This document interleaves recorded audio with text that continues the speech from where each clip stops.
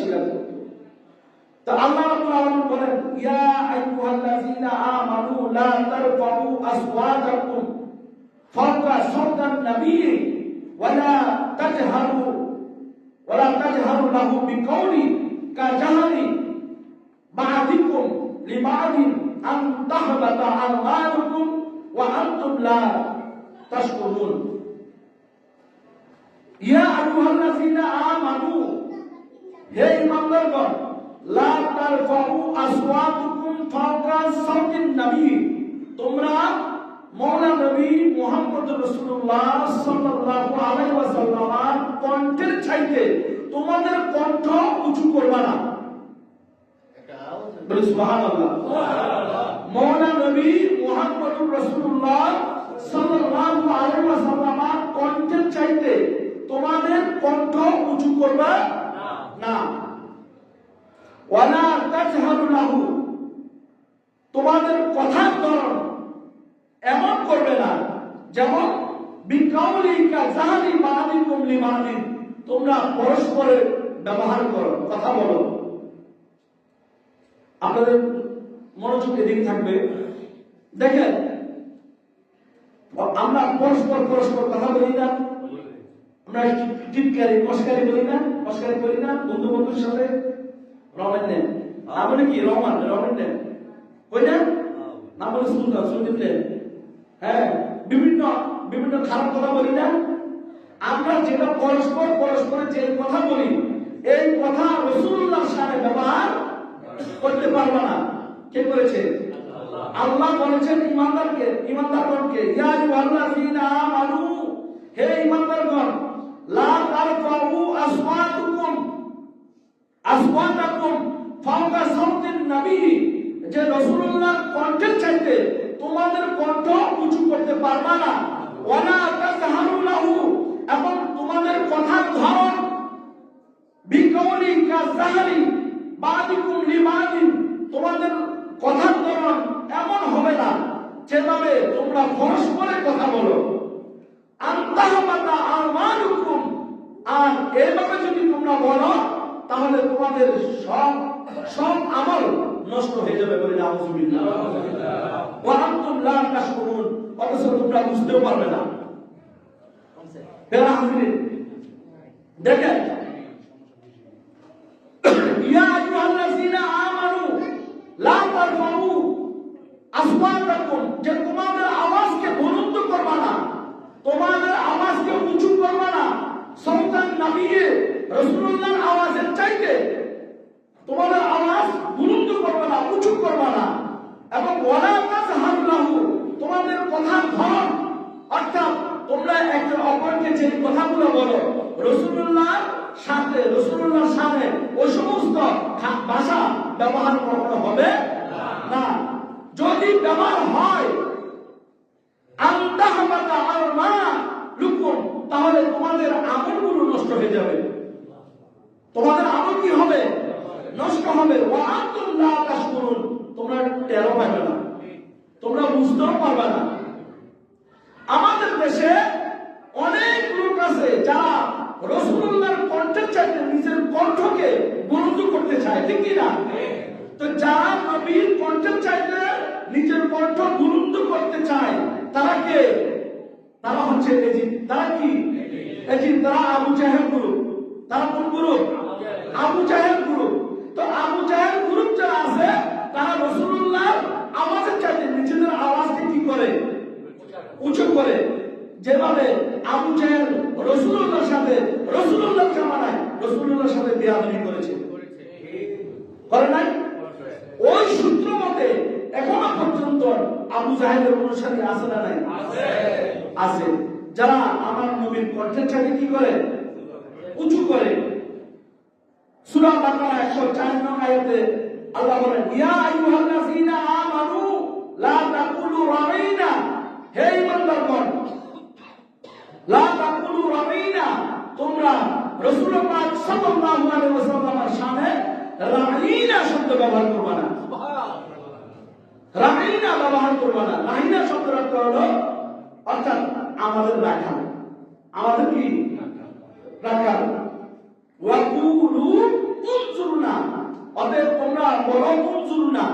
হে আল্লাহ হাবিব, আপনি আমাদেরকে কৃপা দৃষ্টি দান করেন।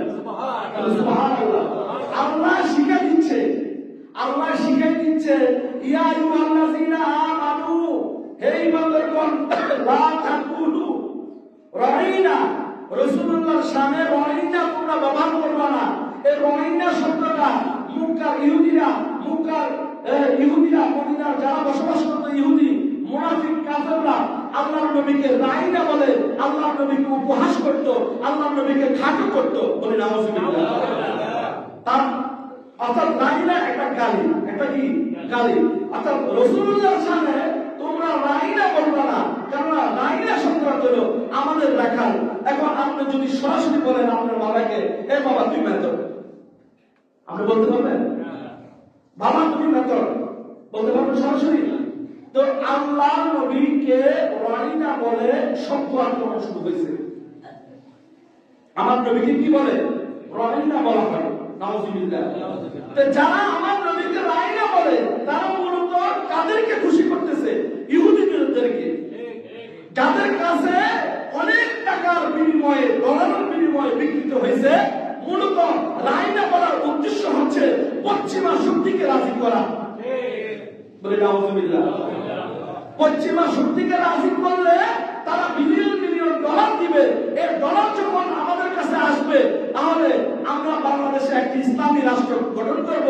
যে ইসলামী রাষ্ট্র গঠন করলে পরে মাজার ভাঙা হবে, সুন্নি আলেমদেরকে হত্যা করা হবে, পীর মাশাইখদেরকে হত্যা করা হবে। তাদের মিশন তারা বাস্তবায়ন করবে। বলে নাউযুবিল্লাহ। সেটা কি আমরা বুঝি না? মানুষ এখন, মানুষের চোখ কান সব খোলা। তো রাইনা বলার অর্থ হচ্ছে ইহুদি বাপদেরকে, পশ্চিমা শক্তিদেরকে খুশি করা। এটাই হচ্ছে তথাকথিত বক্তার উদ্দেশ্য। রাইনা। তো আল্লাহ বলেন রাইনা বলবা না, রাইনা বলবা না। কি বলবা? আল্লাহ বলেন ওয়াকুলু কুনজুরনা, হে হাবিব আপনি আমার দিকে কৃপা দৃষ্টি দান করুন, আমাদের দিকে দয়ার দৃষ্টি দান করুন। ওয়াসমাউ, এবং শুনতে থাকো। ওয়ালিল কাফিরিনা আযাবুন আলীম, কিন্তু কাফেরদের জন্য যন্ত্রণাদায়ক শাস্তি রয়েছে।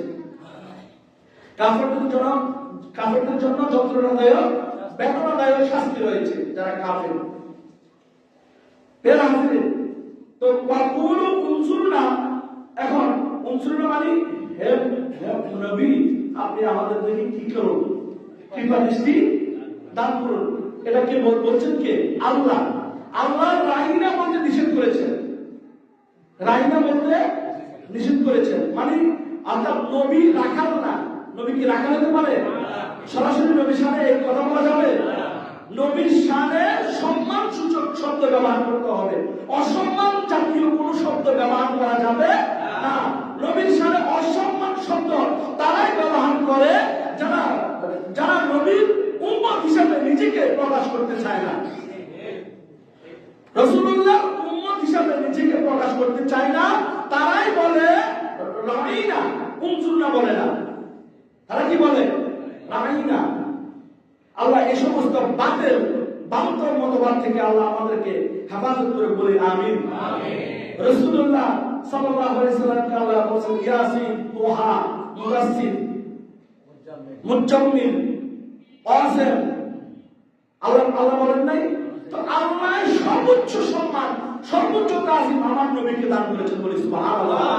অর্থাৎ সকল মুফাসসিরিন কিরাম একমত পোষণ করেছেন, ইয়া আইয়ুহাল্লাযীনা আমানু লা তাকুলু রাইনা ওয়া কুলু উনজুরনা ওয়াসমাউ ওয়ালিল কাফিরিনা আযাবুন আলীম। এই আয়াতের তাফসীর সকল মুফাসসিরগণ একমত পোষণ করেছেন যে আল্লাহ রাব্বুল আলামিন আল্লাহর হাবিবের শানকে আল্লাহ বুলন্দ করেছেন, বৃদ্ধি করেছেন, যাতে মুমিনরা আল্লাহর নবীর শানে সম্মান সূচক শব্দ ব্যবহার করতে পারে। বলি সুবহানাল্লাহ। আর আল্লাহর নবীর শানে সম্মান সূচক শব্দ যখন ব্যবহার করবে, তখন ওই মুমিন আল্লাহর কাছে যা চায় আল্লাহ রাব্বুল আলামিন তাই দিবে। বলি সুবহানাল্লাহ। ওয়ালিল কাফিরিনা আযাবুন আলীম, কাফেরদের জন্য রয়েছে যন্ত্রণাদায়ক শাস্তি। তো আমরা যারা বাংলাদেশে আছি, বসবাস করি, ইসলামী ছদ্মবেশে অনেক লোক আসবে, দেখবেন তাদেরকে আপনারা সাইড দিবেন না, তাদেরকে আপনারা সাইড দিবেন না। কাদেরকে সাইড দিবেন? যারা আল্লাহ এবং রাসূলের সুন্নতের উপর ইস্তেকামত। কথা কি বুঝা আসছে? সেটা যেই হোক, আমার মামতোভাই যদি এরকম হয় তাহলে আমি তাকে এড়িয়ে চলবো। তার আকীদার মধ্যে যদি গলদ থাকে তাকে আমি এড়িয়ে চলবো। সে যদি কোনো কিছু দিতে চায় আমি সেটা গ্রহণ করবো না। হ্যাঁ, আমি তাকে দেওয়ার চেষ্টা করবো। কথা কি বুঝা আসছে? আমার ঈমান হরণ যাতে কোনো বদ আকীদার মাধ্যমে বাতিলের কারণে আমার ঈমান যাতে নষ্ট না হয় সেদিকে লক্ষ্য রাখবেন। বের আসবে দেখেন, তারা প্রথম বলে যে রাসূল রাখাল। রাসূল কি বলে? রাখাল। তারপর বলে রাসূল মাটির মানুষ। কি বলে? মাটির মানুষ বলে। তারপর বলে রাসূল নিরক্ষর। বলে নাউযুবিল্লাহ। রাসূল কি মাটির মানুষ? রাসূল নূরের তৈরি। কিসের তৈরি? নূরের তৈরি। কুল ইন্নামা আনা বাশারুন মিসলুকুম ইউহা ইলাইয়া। দেখেন, কুল এটা আমর, কুল এটা কি? হুকুম। আল্লাহ হুকুম দিছে কাকে? আল্লাহ নবীকে, হে হাবিব আপনি আপনার জবানে পাকে বলুন। কুলের পরে যদি ইন্নামা আসে, কুল শব্দের পরে যদি ইন্নামা আসে তখন অর্থ হবে একমাত্র। তখন অর্থ হবে কি? একমাত্র। কুল ইন্নামা আনা বাশারুন, অর্থাৎ আমি অবশ্যই নিশ্চয় আমি তোমাদের মতো মানুষ। ইউহা ইলাইয়া, কিন্তু আমার কাছে ওহী আসে।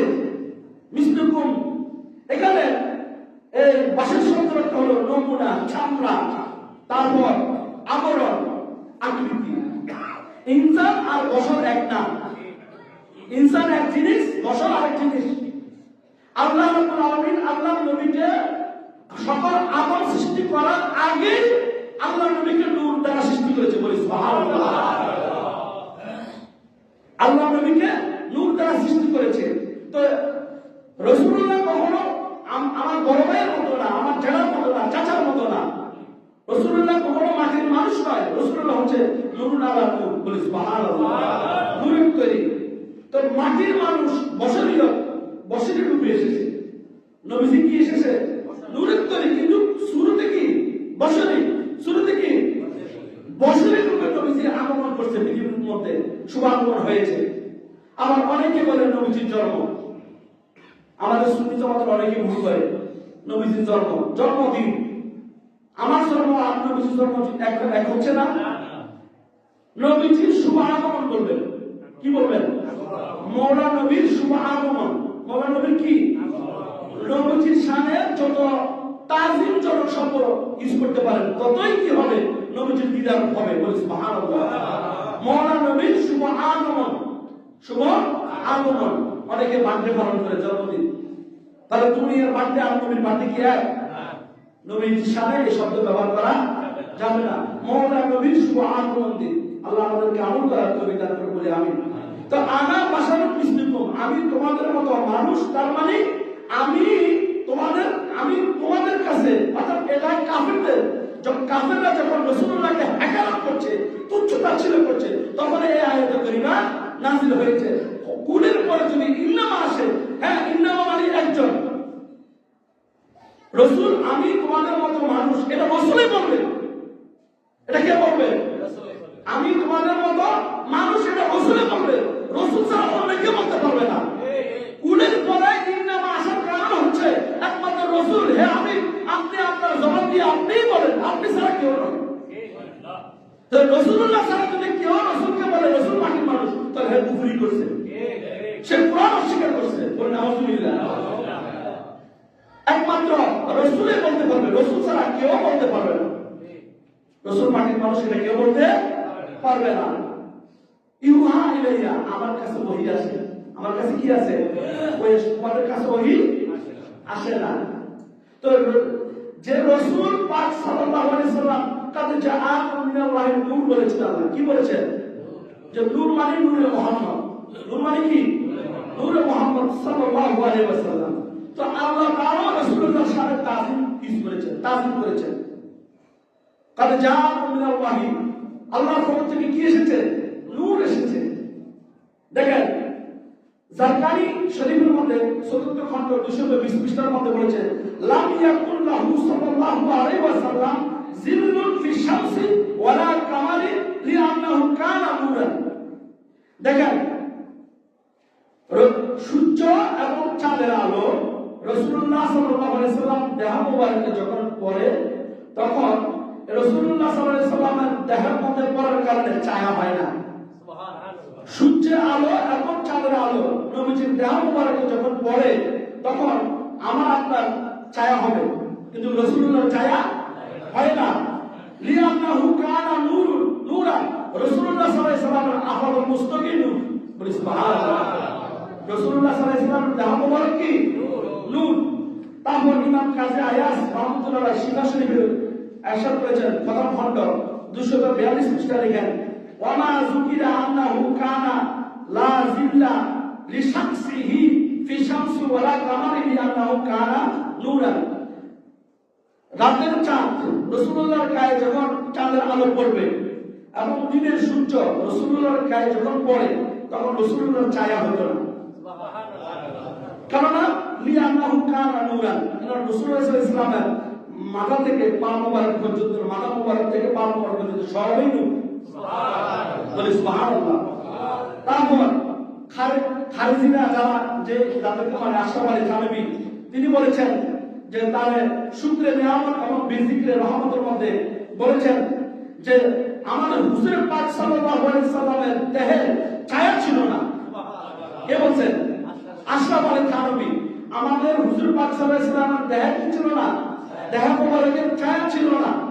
তারপর হুজুর পাক সাল্লাল্লাহু আলাইহি সাল্লামের মাথা মোবারক থেকে পা মোবারক পর্যন্ত নূরুল আলা নূর, বলি সুবহানাল্লাহ। সবই নূর ছিল। অথচ তাদের ছাত্ররা বলে রাসূলুল্লাহ মাটির মানুষ, বলে নাউজুবিল্লাহ। উস্তাদ বলে নূর, ছাত্র বলে মাটি। তাহলে যে ছাত্র উস্তাদকে বেয়াদবি করে সে ছাত্র না সন্ত্রাস? আছে না? এই সমস্ত বেয়াদব থেকে আল্লাহ আমাদেরকে হেফাজত করুন, বলি আমিন। সূরা বাকারা 151 নং আয়াতে আল্লাহ বলেন, কামা আরসালনা ফীকুম রাসূলান মিনকুম ইয়াতলু আলাইকুম আয়াতিনা ওয়া ইউযাক্কিকুম ওয়া ইউআল্লিমুকুম কিতাবা ওয়াল হিকমাতা ওয়া ইউআল্লিমুকুম মা লাম তাকুনু তা'লামুন। আমার রাসূলকে মূর্খ বলে, বলে নাউজুবিল্লাহ। আমার রাসূল নিরক্ষর ছিল নাকি? বলে নাউজুবিল্লাহ। অনেক বক্তারা বের হয়েছে যারা ইহুদিদেরকে রাজি করার জন্য এই সমস্ত গুলো কথা বলে, এই সমস্ত রাসূলুল্লাহর শানে অপবাদ দেয়, বলে নাউজুবিল্লাহ। দেখেন আল্লাহ কি বলে, আল্লাহ আমার রাসূলের শানে কি বলতেছেন দেখেন। আমার রাসূল কি মূর্খ? কামা আরসালনা ফীকুম, হে মানুষেরা, কামা আরসালনা ফীকুম রাসূলান মিনকুম, তোমাদের কাছে, তোমাদের মধ্য থেকে তোমাদের কাছে একজন রাসূলকে আমি প্রেরণ করেছি। সুবহানাল্লাহ, আমি একজন রাসূলকে প্রেরণ করেছি। ইয়াতলু আলাইকুম আয়াতিনা, যিনি আমার আয়াত শরীফ পাঠ করবে। সুবহানাল্লাহ, যিনি আয়াতে কারিমা পাঠ করবে, শোনাবে। ওয়া ইউযাক্কিকুম, এবং তোমাদেরকে পবিত্র করাবে, বলে সুবহানাল্লাহ। আমার রাসূল কি করাবে? পবিত্র করাবে। আমরা অপবিত্র ছিলাম, কিন্তু রাসূলুল্লাহ আমাদেরকে পবিত্রতা দান করেছে, বলে সুবহানাল্লাহ। ওয়া ইউযাক্কিকুম, তোমাদেরকে পবিত্র করাবে। ওয়া ইউআল্লিমুকুমুল কিতাবা, এবং তিনি কিতাব শিক্ষা দিবেন। সুবহানাল্লাহ। ওয়াল হিকমাতা, হিকমত শিক্ষা দিবেন। ওয়া ইউআল্লিমু মা লাম তাকুনু তা'লামুন, যা তোমরা জানতে না রাসূল সেটা তোমাদেরকে শিক্ষা দিয়েছে, বলে সুবহানাল্লাহ। আমি রাসূলকে প্রেরণ করেছি যা তোমরা জানো না, এই জ্ঞান শিক্ষা দেওয়ার জন্য আমি রাসূলকে প্রেরণ করেছি, বলে সুবহানাল্লাহ। রাসূল শিক্ষক, রাসূল কি আমাদের মুআল্লিম, অথচ রাসূলকে বানাইছে নিরক্ষর, বলে নাউজুবিল্লাহ। রাসূল কি কখনো মূর্খ হতে পারে? যারা আমার রাসূলকে মূর্খ বলে, নিরক্ষর বলে, তাদের বংশ, তাদের গোষ্ঠীও মূর্খ, জাহেল। ঠিকই না? তারা জাহেল অপরাধ। যারা মুনকার, যারা কাফের, মুনাফিক, তারা আমার রাসূলুল্লাহকে খাটো করে, ঠিকই না? তো যারা এই বাংলাদেশে ইসলামের ভেষ ধরে যারা মুমিনদেরকে ধোঁকা দিচ্ছে, তারা প্রকৃতপক্ষে তারাই আবু জেহেল। প্রকৃতপক্ষে তারা কি? আবু জেহেল। রাসূল পাক সাল্লাল্লাহু আলাইহি ওয়াসাল্লাম বলেন, ইন্নামা বুইসতু মুআল্লিমান, রাসূল নিজেই বলেন আমি শিক্ষক হয়ে প্রেরিত হয়েছি। আমি সমগ্র বিশ্বের শিক্ষক হিসাবে, মুআল্লিম হিসাবে আমি আমার আবির্ভাব হয়েছে, বলে সুবহানাল্লাহ। আমার শুভ আগমন হয়েছে শিক্ষক হয়ে। তো রাসূল যিনি বলেন আমি শিক্ষক তোমাদের, তিনি কি মূর্খ? তাহলে তারা এই সাবজেক্টগুলো লেখাপড়া করে না। তারা কোন সাবজেক্ট লেখাপড়া করে, কোন সূরাগুলো পড়ে, যে সূরাগুলো পড়া ইহুদিদেরকে কি করে রাজি করার জন্য, খুশি করার জন্য বলে। তারা যেমন মুনাফিকুন সূরা কাফিরুন আছে না, কাফিরদের সাথে নাজিল, মুনাফিকের সাথে নাজিল হয়েছে, তাই না? মুনাফিকদের উদ্দেশ্যে নাজিল, কাফিরদের উদ্দেশ্যে নাজিল, তাই না? তো যারা রাসূলের সামনে তহমত দেয়, মুস্তাকি করে, তারা কি আশিক রাসূল না দুশমনে রাসূল? এখন দেখেন আমাদের বাংলাদেশে বিভিন্ন জায়গার মধ্যে লোকের অভাব নাই, তাফসীরুল কোরআনের মাহফিলের নামে মানুষদেরকে কোরআনের অপব্যাখ্যা দিচ্ছে, ঠিক কি না? তাফসীর, কোরআন তাফসীর করতে পারবে কারা? আজকে আপনারা জেনে রাখেন, কোরআন তাফসীর করতে পারবে তাই যারা কোরআন শরীফের জাহির মানেন জানে। বলে সুবহানাল্লাহ। কোরআন শরীফের জাহিরি এবং বাতিনি হেরা গুহার মধ্যে যা নাযিল হয়েছিল সেই জ্ঞান যার মধ্যে আছে সে কত তাফসীর করতে পারবে। কারণ হেরা গুহার মধ্যে কি নাযিল হয়েছিল? শুধু কি কোরআন নাযিল হয়েছিল? সেটা যার যার পীর মুর্শিদ থেকে শিখে নেবে। কথা কি বুঝা আসছে?